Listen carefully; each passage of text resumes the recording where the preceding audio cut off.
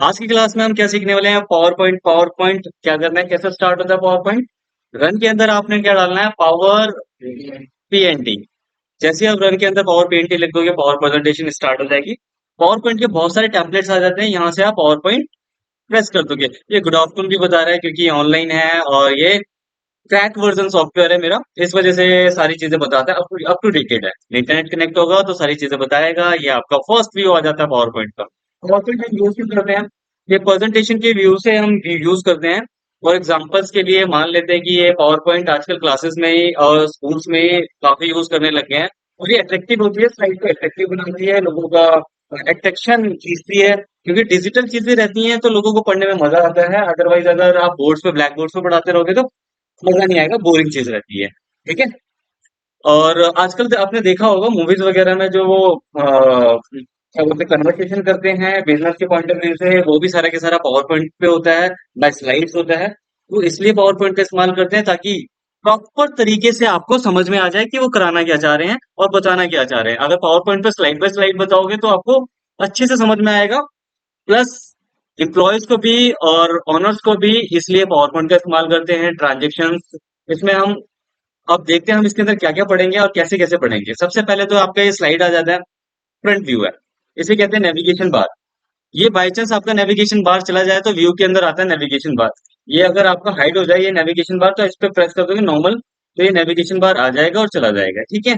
Normally आप home पे चलते हैं, अभी मैं होम्स के बारे में बताऊंगा। ऑलमोस्ट ऑलमोस्ट आपका होम आता है ये आपको। ठीक है। ऑलमोस्ट ऑलमोस्ट आपको सारा होम आता है, इसमें बताने की जरूरत नहीं है कि ऐसा क्या चीज नहीं आती। ये थोड़ा सा इसमें नया पोर्शन आया है जो हम वर्ड में सारी चीजें पढ़ चुके हैं यहाँ से लेकर यहाँ। ये भी आपको पता है, कट कॉपी पेस्ट। बस ये क्वेश्चन है थोड़ा सा नया दिख रहा होगा, new slides, layouts, reset, selection. अब इसके बारे में बताता हूँ मैं आपको। इस पे लाइन पे डबल क्लिक करोगे, इसकी लाइन पे डबल क्लिक करके आप इसे मूव ऑन कर सकते हो, अप एंड डाउन कर सकते हो, अदरवाइज नहीं कर सकते। इसको छोटा कर सकते हो अपने स्लाइड्स को, और बड़ा कर सकते हो। ये रोटेशन व्यू है, आप रोटेट कर सकते हो किसी भी एंगल पे। और किसी भी स्लाइड को अगर डिलीट करना चाहते हो, ये स्लाइड मुझे नहीं चाहिए, तो आप क्लिक करोगे, सिंपल डिलीट कर दोगे, हो गया डिलीट। और इस पे मैं कुछ टाइप करना चाहता हूँ, जैसे मैंने टाइप कर दिया लाल बहादुर और शास्त्री। ठीक है।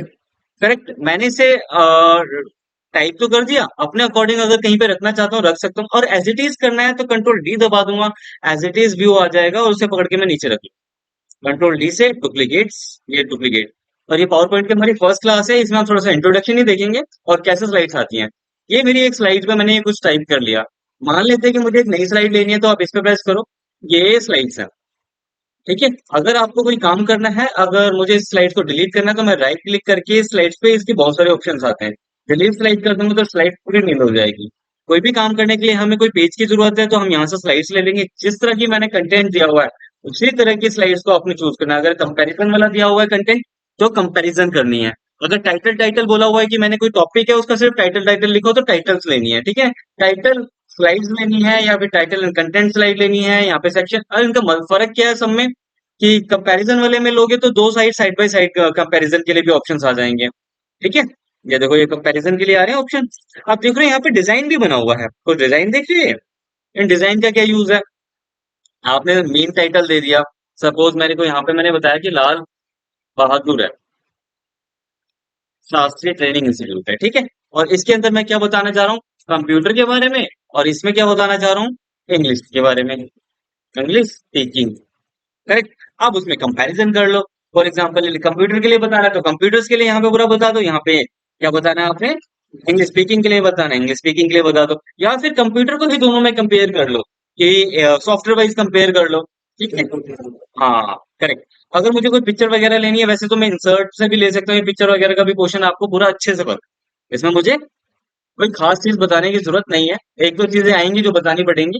ठीक है। जैसे कि सपोज इसमें एक स्क्रीनशॉट का भी ऐड हो रहा है, एल्बम ऐड हो रहा है, और बाकी आपको सारा का सारा ये क्वेश्चन पता है, जूम भी पता है आपको, और लिंक्स वगैरह और एक्शंस वगैरह नहीं है, और ये सारे के सारे हमने वर्ड्स पे करे हैं।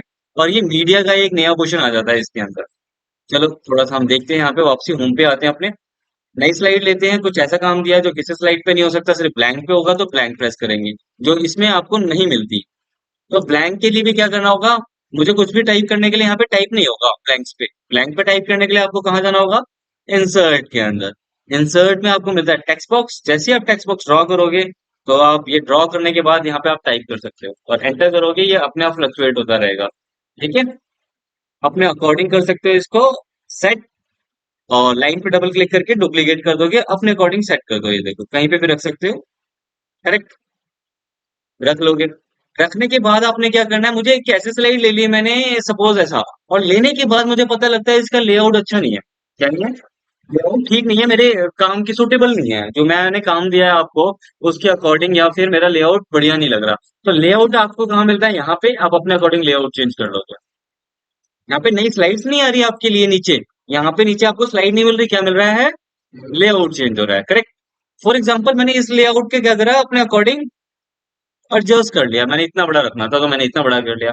बाद में पता लगता है मुझे लेआउट ठीक ही नहीं लग रहा, तो मैं इसको क्या करता हूँ, इस लेआउट को रीसेट कर देंगे। रीसेट करने से क्या होगा, वापसी नॉर्मल हो जाएगा। करेक्ट। हाँ, लिख भी रखा होगा वो भी नॉर्मल हो जाएगा, ऐसा नहीं है कि वो डिलीट हो जाएगा। सपोज मैंने इसमें कुछ लिख रखा है और मैंने अपने लेआउट को अपनी तरह से एडजस्ट कर लिया, और बाद में पता लगता है कि ये लेआउट बढ़िया नहीं लग रहा, मुझे किसी और लेआउट पे काम करना है, तो लेआउट चेंज तो कर सकते हो पर आपका डाटा नहीं चेंज खराब होगा। नहीं, डाटा खराब हो रहा है। ये न्यू अपडेटेड है, अगर ओल्ड वाले वर्जन में कर रहे हो 2007 वाले में तो उसमें नहीं होगा, पर ये न्यू वर्जन में आपका लेआउट, जो भी आप कंटेक्स्ट लिखोगे और लेआउट चेंज करोगे तो वो डाटा भी उठ जाएगा। पर हम चेक कर लेते हैं क्या सभी में उड़ रहा है, कि सभी लेआउट्स में अगर नॉर्मल टेक्स्ट वाला ले रहे हैं तो भी उड़ रहा है। जी हाँ। ओह, नई स्लाइड्स नहीं ली, लेआउट नहीं चेंज करा ना। ओ, एक बार और देखते हैं इसको। मैंने यहाँ पे कुछ भी टाइप करा और यहाँ पे भी।